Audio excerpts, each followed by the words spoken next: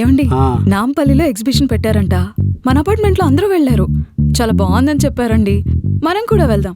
1500 ticket. 1500 కాదు, 1500.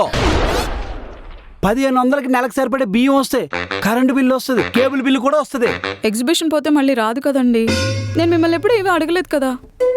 కాదనకండి please. సర్లే వెళ్దాం. అవునా?